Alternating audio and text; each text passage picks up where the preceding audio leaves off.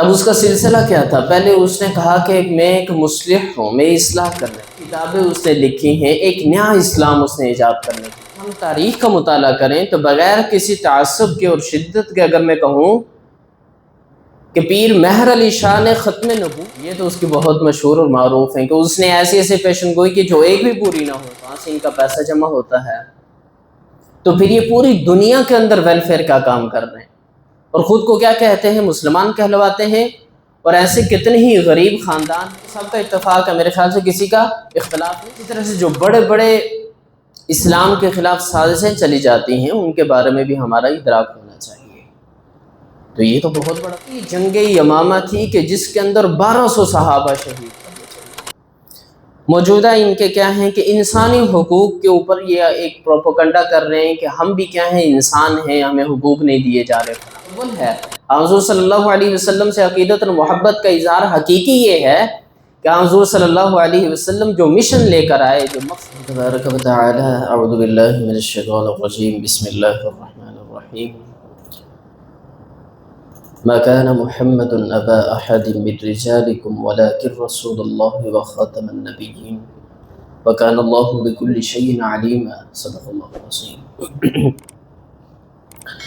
انتہائی واجب الاحترام بزرگوں، بھائیوں اور دوستوں، سورۃ الاحزاب کی ایک آیت آپ کے سامنے تلاوت کی ہے، بڑی مشہور آیت ہے۔ حضور صلی اللہ علیہ وسلم کی جو کہ آخری نبی ہیں، ختم نبوت کے حوالے سے میرے خیال سے ہر بچے کو، ہر چھوٹے بڑے کو یہ آیت یاد ہے اور ازبر ہے۔ آج ہم نے اس موضوع کا انتخاب کیا ہے، اس کی بنیادی وجہ یہ ہے کہ ستمبر کا مہینہ ہے اور 7 ستمبر 1974 کے اندر ایک بہت بڑا جو فتنہ تھا قادیانی، اس کو پاکستان کے اندر ہماری پارلیمنٹ کے اندر انہیں غیر مسلم قرار دیا گیا۔ اب یہ اتنا حساس مسئلہ ہے کہ جس کے اوپر بات میرے خیال سے اگر ہر جمعے کو کی جائے تو تب بھی کم ہے، اس لیے کہ اتنا ملعون یہ طبقہ اور گروہ ہے قادیانی کہ جو حضور صلی اللہ علیہ وسلم کو مانتے نہیں، اور مرزا قادیانی جو تھا ملعون، اس نے خود نبوت کا دعویٰ کیا، لیکن اس کے ساتھ ساتھ یہ اب بھی اپنے آپ کو مسلمان کہتے ہیں، شاعر اسلام کا یہ استعمال کرتے ہیں۔ آگے چل کر انشاءاللہ العزیز کچھ تفصیل کے ساتھ بیان کروں گا کہ ان کے موجودہ کیا کیا پروپیگنڈا۔ تو بہرحال یہ جو مرزا قادیانی تھا، یہ گوردا سپور، یہ برصغیر کے اندر، برصغیر کی تقسیم سے قبل یہ وہاں پہ قادیان جو بستی تھی وہاں میں اس کی پیدائش ہوئی سن 1835 کے اندر۔ پھر بعد میں یہ جب لاہور آیا، وہاں پہ 1908 کے اندر اس کی ڈیتھ ہوئی، اس کی وفات ہوئی، اور اس کے بھی بڑے چشمدیدہ گواہ ہیں کہ جنہوں نے اس چیز کو لکھا ہے کہ کس حالت کے اندر اس کی وفات ہوئی۔ اب اس کا سلسلہ کیا تھا؟ پہلے اس نے کہا کہ میں ایک مصلح ہوں، میں اصلاح کرنے والا ہوں، میں نصیحت کرنے والا ہوں۔ پھر کہا کہ میں مجدد ہوں۔ اچھا، سلسلہ آگے چلتا گیا تو پھر کہنے لگا کہ میں مہدی ہوں، اس کا دعویٰ کر لیا۔ پھر تھوڑا سا آگے چلا تو کہنے لگا میں مسیح موعود ہوں۔ حضرت عیسیٰ علیہ السلام وفات ہو گئے، اس نے دعویٰ کیا کہ حضرت عیسیٰ علیہ السلام واپس نہیں آئیں گے، میں مسیح موعود ہوں۔ اور پھر آخر میں اس نے نبوت کا دعویٰ کیا کہ میں کیا ہوں؟ نبی ہوں۔ ذلی یا بروزی جس انداز کے اندر بھی اس نے دعویٰ کیا، بہرحال دعویٰ کیا۔ 70 اس نے کتب لکھی ہیں، 70 کتابیں اس نے لکھی ہیں، ایک نیا اسلام اس نے ایجاد کرنے کی کوشش کی۔ پھر اسی طرح سے اس کا بڑے بڑے جو کارنامے، ظاہر ہے انگریز تو دیکھتا ہے، سامراج تو دیکھتا ہے، طاغوت تو یہ دیکھتا ہے، اس کی نگاہ ہوتی ہے کہ مسلم کمیونٹی کے اندر ہمیں کوئی ایسا شخص ملے کہ جس سے ہم کچھ کام لے سکیں، تو انہوں نے اس کا انتخاب کیا۔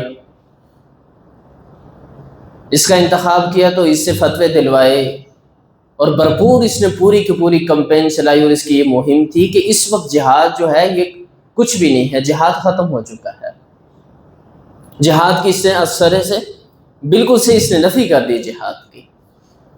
تو گویا کہ پوری زندگی یہ کس کا پٹھو بن کے رہا؟ سامراج کا، طاغوت کا، یورپ اور برطانیہ کا۔ تو اللہ رب العالمین کا تو یہ فیصلہ ہے کہ ختم نبوت کے اوپر جو بھی شخص ڈاکہ ڈالے گا وہ ذلت اور رسوائی کے ساتھ یہ اس دنیا کے اندر زندگی بسر کرے گا، اور پھر اس طرح سے اس دنیا سے چلا جائے گا۔ بہرحال یہ مختصر سی تفصیل تھی کہ جس کا جاننا میرے اور آپ کے لیے لازمی ہے۔ پچھلے دنوں میں ایک آیت پڑھ رہا تھا، اس کے اندر اللہ رب العالمین نے دو چیزوں کو بیان کیا۔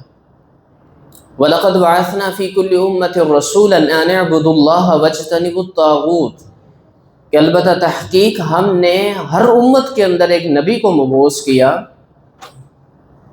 تو بنیادی مقصد کیا تھا ہر نبی کا اور ہر رسول کا؟ بنیادی مقصد یہ تھا ان اعبدوا اللہ واجتنبوا الطاغوت، کہ اللہ کی بندگی کی جائے اور طاغوت سے اجتناب۔ اور اس کی تشریح اور اس کی وضاحت تو یہی ہے کہ اللہ کی بندگی وہ بھی کامل اور مکمل ہو، صرف نماز، روزہ، زکوٰۃ اور حج تک محدود نہ ہو، بلکہ آپ کی پوری زندگی کے اوپر محیط ہو،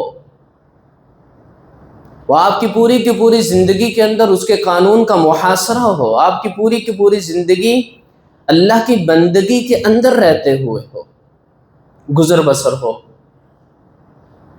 اور دوسری جو چیز ہے وَاجْتَنِبُوا الطَّاغُوتَ، طاغوت سے اجتناب، یہ بھی انبیاء اور رسول نے سکھلایا کہ وقت کے جو موجودہ فتنے ہیں، جو پروپیگنڈے ہیں، اسی طرح سے جو بڑے بڑے اسلام کے خلاف سازشیں چلی جاتی ہیں، ان کے بارے میں بھی ہمارا ادراک ہونا چاہیے۔ تو یہ تو بہت بڑا فتنہ ہے۔ علماء اور مفسرین اور بڑی بڑی شخصیات نے اپنی کی پوری زندگی اس کے اوپر لگائی، اور اگر ہم تاریخ کا مطالعہ کریں تو بغیر کسی تعصب کے اور شدت کے اگر میں کہوں کہ پیر مہر علی شاہ نے ختم نبوت کے اوپر جتنا بڑا کام کیا اور جتنا قادیانیت کے خلاف وہ لڑے اور بھیڑے، اتنا نہ ہمارے دیوبند ہیں، نہ ہمارے جماعت اسلامی کے ہیں، نہ ہمارے اہل حدیث کے، نہ کوئی اور طبقہ ہے۔ جن کی قربانیاں ہیں۔ پھر اسی طرح سے مولانا سید ابو العلا مودودی رحمۃ اللہ علیہ کی بڑی خدمات ہیں۔ مسئلہ قادیانیت جب انہوں نے لکھا تو اسی کی وجہ سے، اسی کے سبب سے تو انہیں کیا ہوا؟ سزائے موت سنائی گئی۔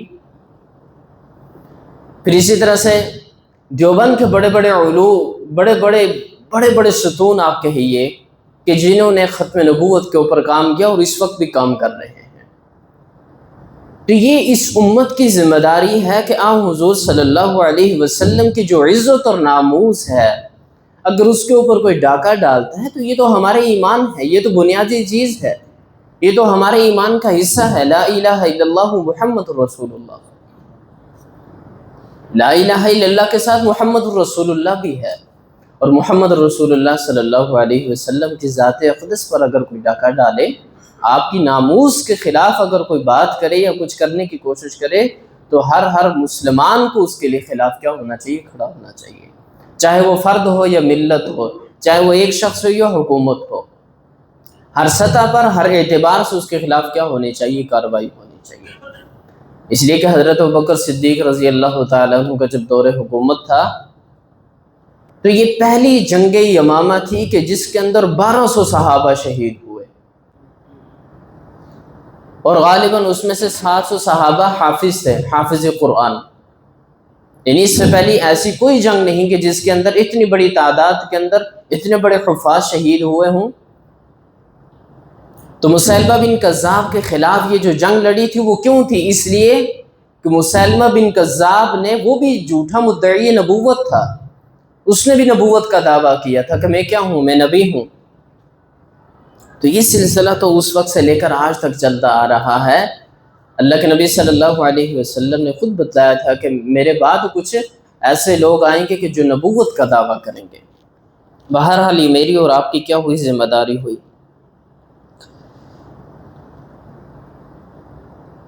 تو مرزا قادیانی نے کیا کیا؟ نمبر ایک تو اس نے ختم نبوت کا انکار کیا کہ نبوت کا اختتام نہیں ہوا، یہ جو نبوت کا سلسلہ ہے وہ بند نہیں ہوا۔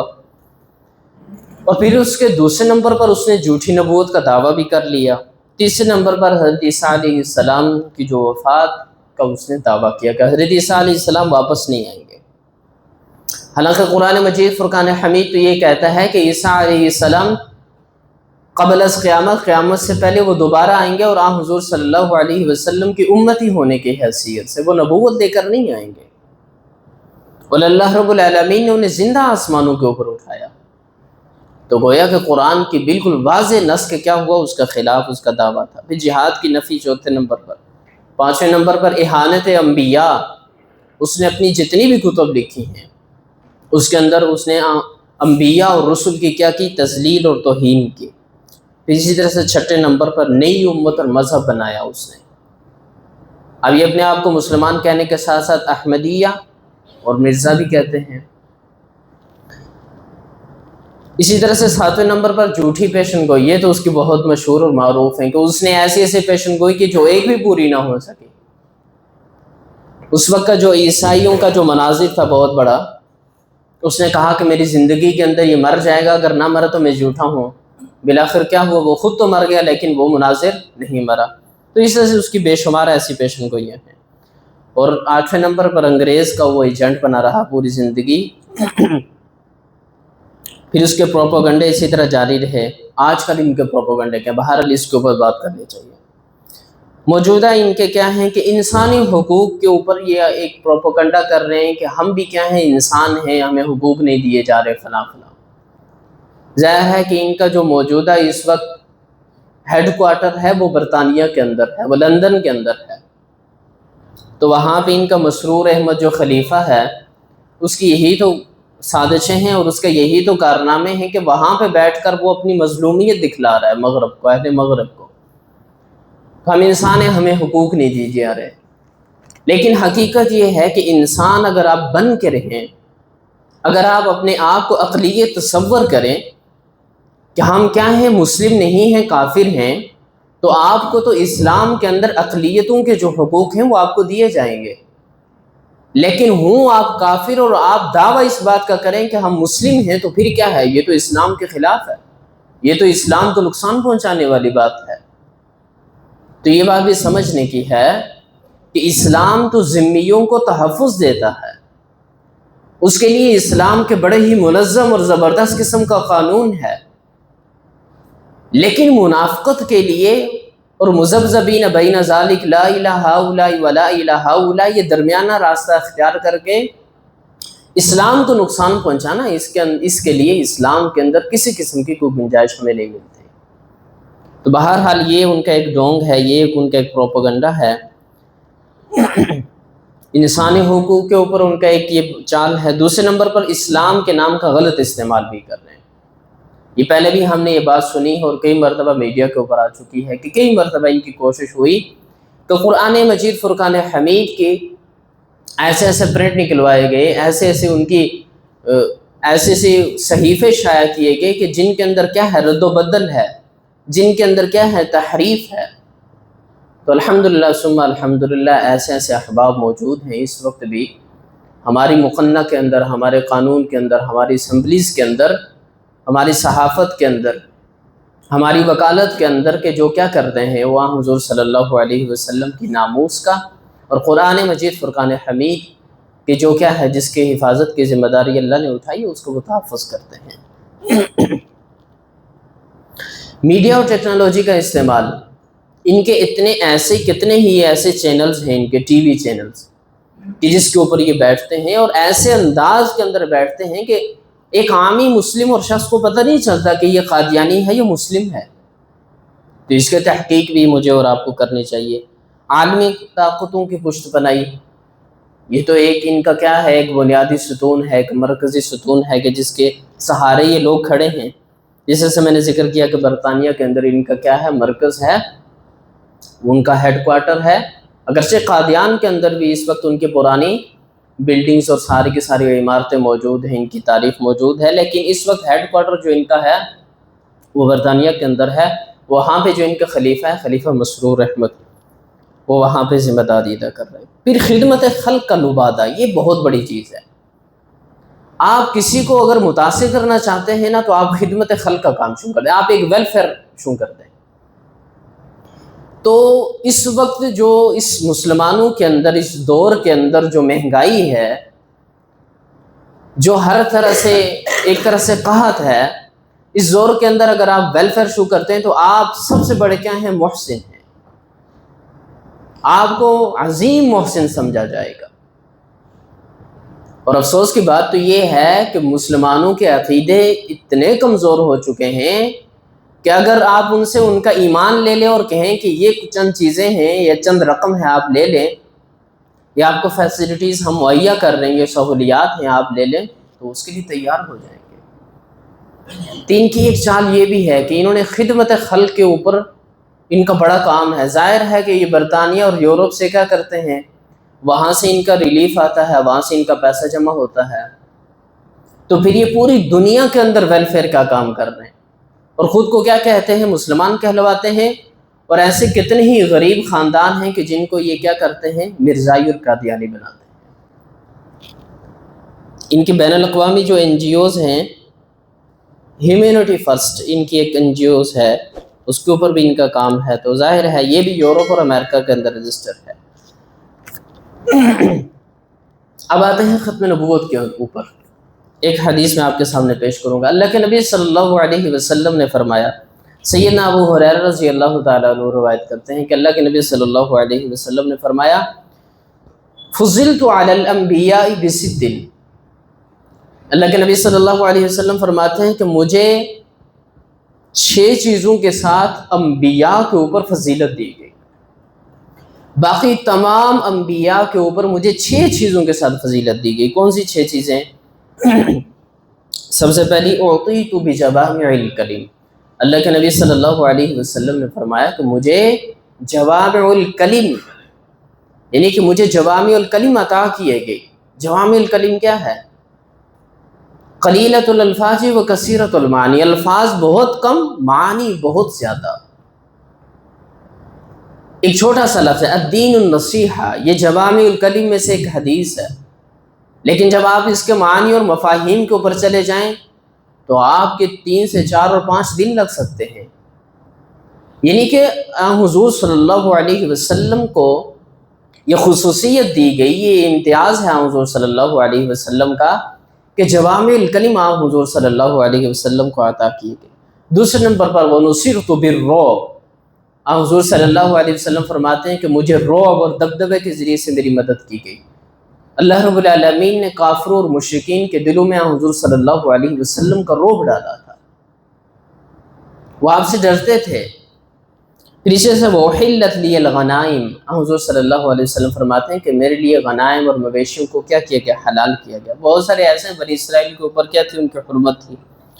وَجُعِلَتْ لِيَ الْأَرْضُ طَهُورًا وَمَسْجِدًا، کہ پوری کی پوری کائنات کو میرے لیے پاک اور مسجد بنا دیا گیا۔ اب یہ بھی اس امت کی خصوصیت ہے کہ جہاں بھی آپ کو پاک اور صاف جگہ ملتی ہے وہاں پہ آپ نماز ادا کر سکتے ہیں، تو یہ بھی اس امت کی خصوصیت ہوئی۔ وَأُرْسِلْتُ إِلَى الْحَقِّ كَافَّةً، اور اللہ کے نبی صلی اللہ علیہ وسلم نے فرمایا کہ یہ بھی میری خصوصیت ہے کہ مجھے پوری کی پوری مخلوق تا قیامت آنے والی جتنی بھی کائنات اور مخلوق ہے اس کی طرف مجھے نبی بنا کر بھیجا گیا۔ اور پھر اللہ کے نبی صلی اللہ علیہ وسلم نے مزید فرمایا کہ وَخَتَمَ بِيَ النَّبِيُّونَ، اور میرے اوپر انبیاء کو کیا کیا گیا؟ ختم کیا گیا، مہر لگا دی گئی۔ اب اس حوالے سے بھی یہ حدیث حضور صلی اللہ علیہ وسلم کی ہمارے لیے کیا ہوئی؟ ایک صریح نص ہے کہ حضور صلی اللہ علیہ وسلم نے کیا فرمایا کہ وَأُرْسِلْتُ إِلَى الْحَقِّ كَافَّةً وَخَتَمَ بِيَ النَّبِيُّونَ، بخاری اور مسلم کی حدیث ہے۔ اور سورہ احزاب کی جو میں نے آیت تلاوت کی تھی اس کے بھی معنی میں یہ ہے کہ مَا كَانَ مُحَمَّدٌ أَبَا أَحَدٍ مِّن رِجَالِكُمْ، کہ محمد مَا كَانَ مُحَمَّدٌ أَبَا أَحَدٍ مِّن رِجَالِكُمْ، کہ تمہارے مردوں میں سے محمد صلی اللہ علیہ وسلم کسی کے والد نہیں۔ یہ کیوں کہا؟ اس لیے کہ حضرت زید رضی اللہ تعالیٰ عنہ کے حوالے سے وہ ایک موضوع چلتا آ رہا ہے کہ حضرت زید رضی اللہ تعالیٰ عنہ کو لے بالغ بیٹا کہا گیا تھا حضور صلی اللہ علیہ وسلم کا، اور حضور صلی اللہ علیہ وسلم خود بھی کہتے تھے تو بہرحال وہ ایک اللہ رب العالمین نے اس کی تصحیح کر دی، ما کان محمد نبا احد من رجالکم ولکن رسول اللہ، یہ صرف اللہ کے رسول ہیں، وخاتم النبیین، اور نبوت کا ان کے اوپر کیا ہوا، خاتمہ ہو گیا، یہ حضور صلی اللہ علیہ وسلم آخری نبی ہیں۔ یہ میرا اور آپ کا ایمان اور عقیدہ ہے، یاد رکھیے، یہ میرا اور آپ کا ایمان اور عقیدہ ہے، اور اس کا تحفظ کرنا میری اور آپ کی زندگی کا مشن ہونا چاہیے، میری اور آپ کی زندگی کا مقصد ہونا چاہیے۔ کیا حضور صلی اللہ علیہ وسلم کی عزت، حضور صلی اللہ علیہ وسلم کی ناموس کی خاطر ہم پوری کی پوری زندگی بسر کریں، اور حضور صلی اللہ علیہ وسلم کا جو مشن ہے، جو آپ مشن لے کر آئے، اس کو بھی ہم آگے لے کر چلیں۔ ماہ ربیع الاول ہے، حضور صلی اللہ علیہ وسلم سے عقیدت اور محبت کا اظہار حقیقی یہ ہے کہ حضور صلی اللہ علیہ وسلم جو مشن لے کر آئے، جو مقصد لے کر آئے اپنی زندگی کے اندر، وہ 23 سالہ جد و جہد، ایک 23 سال کا جو عرصہ اس کے اوپر محیط ہے، حضور صلی اللہ علیہ وسلم نے جس مشن کے اوپر محنت کی ہے، اب اس مشن کو آگے لے کر چلیں۔ یہ ہے حقیقت میں حضور صلی اللہ علیہ وسلم سے محبت اور عقیدت، بجائے اس کے کہ ہم صرف اور صرف سال میں ایک ہی دن کو کیا کریں، اس کو سیلیبریٹ کریں، اس کو منائیں، اور ہم لائٹنگ کریں وغیرہ وغیرہ۔ بہرحال ہر شخص اپنے مکتب فکر کے لحاظ سے، اپنے مسلک کے اعتبار سے کر سکتا ہے، اس میں کوئی قدغن نہیں ہے، میں اس کی ممانعت نہیں کر رہا۔ ایک الگ بات ہے کہ اس کے اوپر کیا فقہی آراء ہیں وغیرہ وغیرہ، لیکن اصل بات جو ہے وہ یہ ہے کہ حضور صلی اللہ علیہ وسلم جو مشن لے کر آئے، اس کے اوپر تو سب کا اتفاق ہے، میرے خیال سے کسی کا اختلاف نہیں ہو سکتا۔ تو جو چیز کیا ہیں، مشترکات ہیں، جن کے اوپر ساری کے ساری امت کا اتفاق ہے، تو اس کے اوپر ہمیں کیا کرنا چاہیے، چلنا چاہیے۔ ہم اللہ رب العالمین سے دعا گو ہیں کہ اللہ رب العالمین مجھے اور آپ کو عمل کرنے کی توفیق عطا فرمائے، وما توفیقی الا باللہ۔